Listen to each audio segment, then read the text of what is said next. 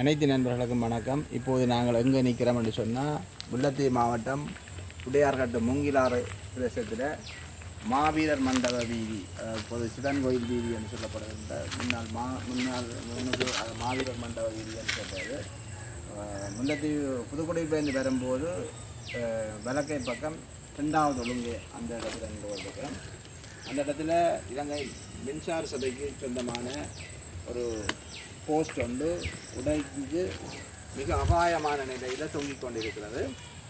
கிட்டத்தட்ட 600 மக்கள் வாழ்கிற இந்த பிரதேசத்தில் 600 குடும்பமாக 600 பேர் வாழ்கிற இந்த பிரதேசத்தில் இப்படி ஒரு மின்சார சபைக்கு சொந்தமான ஒரு மின்கம்பம் உடைந்து அபாயமான நிலையில் தொங்கிக் கொண்டிருக்கிறது. தற்செயலாக அறந்து விடுமாக இருந்தால் இந்த வீதியாளர் போக்குவரத்து செய்கிற போது மிக பாரிய அபாயம், மின்சாரம் மக்களை தாக்குகிற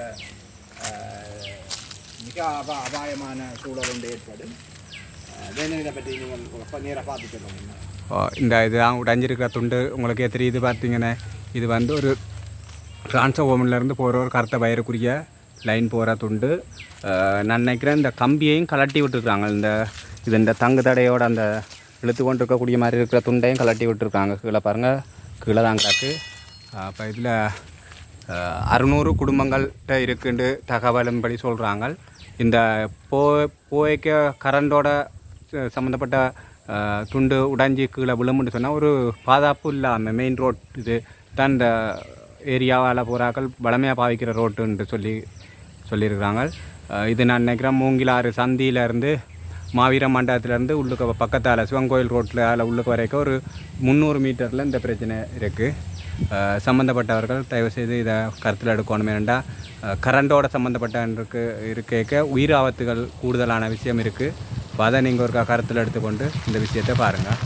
உடனடியாக மின்சார சபையின் அதிகாரிகள் இந்த விடயத்தில் கரிசனை எடுத்து இதை சீர் செய்து இந்த மக்கள் இந்த நலன்களை சீர் செய்து கொடுக்குமாறு மிக தாழ்மையாக வேண்டிக் கொள்கின்றோம். தற்செயலாக அறந்து விழுந்தால் மின்சாரம்